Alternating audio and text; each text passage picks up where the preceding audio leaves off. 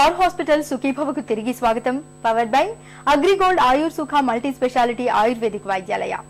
మనం కూర్చునే భంగిమలు సరిగా లేకపోవడం, ప్రమాదంలో వెన్నెముకకు గాయాలు కావడం, ఇతరత్ర సమస్యల మూలంగా ఇవాళ మనలో చాలా మందికి వెన్నులో డిస్కులు పక్కకు తొలగడం అనేది ఎక్కువగా కనిపిస్తోంది. ఒకప్పుడైతే ఈ జారిన డిస్కులకు సర్జరీ చేయడాన్ని పరిష్కారంగా భావించేవాళ్లు.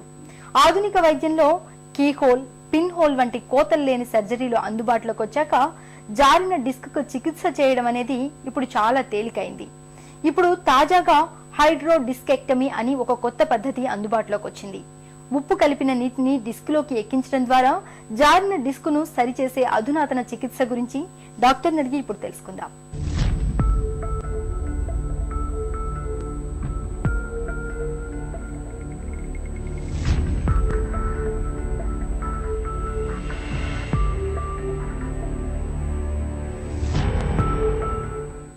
వెన్నెముకలో డిస్కులు ఎందుకు జారుతాయి? డిస్క్ అంటే బేసిక్గా అండి మనకి వెన్నుపూసలో ప్రతి ఎముకకి మధ్యలో ఒక చిన్న కుషన్ లాగా ఉంటుంది. సో దాన్ని డిస్క్ అంటాం. మనం 20-25 ఏళ్ళు దాటిన తర్వాత అరగటం స్టార్ట్ అవుతుంది. అరిగిన డిస్క్ ఏంటంటే మనం ప్రాపర్ పాస్చర్ మెయింటైన్ చేయకపోవటం వల్ల సడన్గా ముందు కొంగి బరువులు ఎత్తటం, ఒక్కోసారి గట్టిగా తుమ్మినా గట్టిగా దగ్గినా కూడా ఈ డిస్కులు బయటకు వచ్చే ప్రమాదాలు ఉంటాయి. అయితే దీనిలో ఏంటంటే చాలా స్టేజెస్ ఉంటాయి. వెంటనే మొత్తం బయటికి రాదు. ముందు స్టేజ్ 1లో ఏంటంటే లోపల దాని కవరింగ్లోనే ఆ డిస్క్ మెటీరియల్ ఏదైతే ఉందో ఆ జెల్ లాంటిది బయటకు వచ్చి కొద్దిగా నొప్పి, కొద్దిగా నరానికి ఒత్తిడి లాంటివి జరుగుతూ ఉంటాయి. దాని తర్వాత సెకండ్ స్టేజ్లో ఆ వాల్, ఆ కవరింగ్ నుంచి బయటకు వచ్చేస్తుంది డిస్క్. జారిన డిస్కులకు సంప్రదాయ చికిత్సలు ఎలా ఉంటున్నాయి? డిస్క్తో వచ్చే ప్రాబ్లమ్స్ అండి మనకి స్టేజ్ వైజ్గా ఉంటాయండి. సో బయటికి రాకముందు దాన్ని కంటైన్డ్ డిస్క్ అంటాం, బయటకు వచ్చేసిన తర్వాత ఎక్స్ట్రూడెడ్ డిస్క్ అంటాం. సో దేనికైనా కానీ ఫస్ట్ మనం మందులు, ఫిజియోథెరపీ వీటితో ముందుగా ట్రై చేయొచ్చు. ప్లస్ ఏంటంటే పాస్చర్ ట్రైనింగ్, వాళ్ళకి ఎలా కూర్చోవాలి, ఎలా నుంచోవాలి ఇవన్నీ ట్రైనింగ్లు ఇవ్వటం, వాళ్ళు జాగ్రత్తలు తీసుకోవటం, ప్లస్ నడుంకి ఎక్సర్సైజులు, దాంతోపాటు మందులు. వీటన్నిటితోనే కుదరలేదు అంటే సెకండ్ స్టెప్లో ఎపిడ్యూరల్ ఇంజెక్షన్ అని అది కూడా ట్రై చేయొచ్చండి. దాంట్లో ఏంటంటే నడుంలోకి ఒక ఇంజెక్షన్ ఇస్తారు. దాంతో డిస్క్ బయటకు వచ్చి నరం మీద ఒత్తిడి ఏదైతే ఉందో ఆ వాపు తగ్గి కొంచెం ఫ్రీ అయ్యే ఛాన్సెస్ ఉంటాయి. ఒకవేళ అది కూడా ఫెయిల్ అయింది అన్నప్పుడు మనకి ఎక్స్ట్రూడెడ్ డిస్క్ అంటే ఆల్రెడీ బయటకు వచ్చిన డిస్క్కి, కంటైన్ డిస్క్కి తేడాలు ఉంటాయి.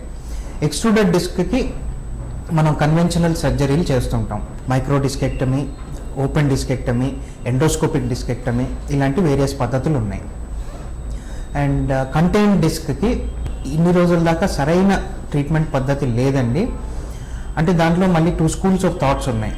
ఒకటి ఏంటంటే అసలు అది బయటికి రాలేదు కదా దాన్ని ట్రీట్ చెయ్యాలా అన్నది ఒకటి, బయటికి రాకపోయినా అది నొప్పి వస్తుంది కదా దాన్ని ట్రీట్ చెయ్యాలి అని ఒకటి. సో దానికి కూడా మనం ఏం చేస్తామంటే ముందు ఇవే సేమ్ మందులు, ఫిజియోథెరపీలు, ఎపిడ్యూరల్ స్టీరాయిడ్లు ఇవన్నీ ఇచ్చిన తర్వాత ఇంకా నొప్పి తగ్గలేదు అంటే దానికి పిన్ హోల్ సర్జరీ మార్గాలు చాలా ఉన్నాయండి. సో ప్రీవియస్లీ పిన్ హోల్ సర్జరీల్లో మనకి కాబ్లేషన్ న్యూక్లియోప్లాస్టీ అని, డీకంప్రెసర్ అని, కైమో న్యూక్లియోలైసిస్ అని ఇలాంటి పద్ధతులు ఉండేవి. Next automated and mechanical percutaneous discectomy అని వచ్చినాయి. అవేంటంటే మనం మెకానికల్గా డిస్క్ని బయటికి లాగటం త్రూ పిన్ హోల్. హైడ్రో డిస్టెక్టమీ అంటే ఏంటి? దీని ప్రత్యేకత ఏమిటి? ఇప్పుడు లేటెస్ట్గా హైడ్రో డిస్కెక్టమీ అని ఇంకో పద్ధతి వచ్చిందండి. దాంట్లో ఏం చేస్తారంటే ఒక చిన్న సన్న నీడిల్ ప్రొసీజర్, అగైన్ నీడిల్ని డిస్క్లోకి పంపి నీళ్లు లోపలికి వెళ్తాయండి. సెలైన్ వాటర్ అంటాం కదా, ఆ సెలైన్ లోపలికి వెళ్ళి ఆ డిస్క్ని డిజాల్వ్ చేసుకుంటూ మళ్ళీ బయట సేమ్ అదే పైప్ ద్వారా బయటకు వచ్చేస్తుంది. సో దీంతో అడ్వాంటేజ్ ఏంటంటే మెకానికల్గా అది డిస్క్ హైడ్రేషన్ లేకపోయినా కానీ ఇది బాగా పనిచేస్తుంది, కెమికల్స్ లేవు. హైడ్రో డిస్టెక్టమీ పద్ధతిలో ఏం చేస్తారు?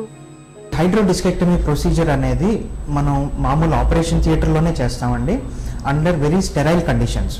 అంటే సేమ్ వాళ్ళని క్లీన్ చేయటం కానీ, ఏసెప్టిక్ కండిషన్స్ కానీ అవే మెయింటైన్ చేయాలి.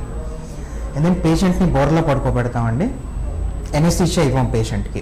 పేషెంట్ లేచే ఉండాలి. లేచి ఉండటంతో మనకి అడ్వాంటేజ్ ఏంటంటే మనం లోపలికి ఆ పిన్ హోల్తో లోపలికి వెళ్ళినప్పుడు ఏదైనా నరం దగ్గరకు వస్తే పేషెంట్కి ఆ సెన్సేషన్ తెలుస్తుంది. తెలిసినప్పుడు ఇది నరం దగ్గరగా వచ్చింది అని చెప్పగానే మనం వెనక్కి తీసేసి మళ్ళీ ఇంకొక పొజిషన్లో పెట్టుకోవచ్చు. సో చిన్న సన్నటి నీడిల్ అన్నది ఆ ఏసెప్టిక్ ప్రికాషన్స్తో లోపలికి డిస్క్లోకి పెట్టి ఒక చిన్న డైలేటర్ ఉంటుందండి. ఆ డైలేటర్ని మళ్ళీ దాని మీద నుంచి దూరుస్తాం.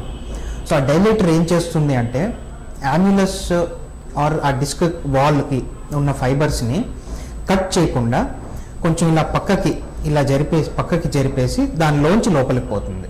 సో ఈ డైలేటర్ ఏంటంటే ఓన్లీ ఆ ఫైబర్స్ని పక్కకి జరిపి లోపలికి వెళ్తుంది కాబట్టి అది బయటికి తీసేసిన తర్వాత ఫైబర్స్ మళ్ళీ వెనక్కి వచ్చేస్తాయి.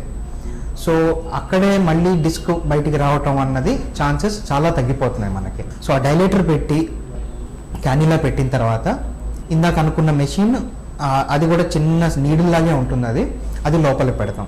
లోపల పెట్టి ఎగ్జాక్ట్లీ 3 minutes అండి. ముందుకి వెనక్కి పక్కలకి చుట్టూతా ఇట్లా తిప్పినప్పుడు ఆ నీళ్లు లోపలికి వెళ్ళటం, సెలైన్ వాటర్ లోపలికి వెళ్ళి ఆ డిస్క్ని కట్ చేసి మొత్తం మళ్ళీ బయటికి రావటం, ఇవన్నీ జరిగిపోతాయి all in 3 minutes. Very long term results అయితే లేవండి.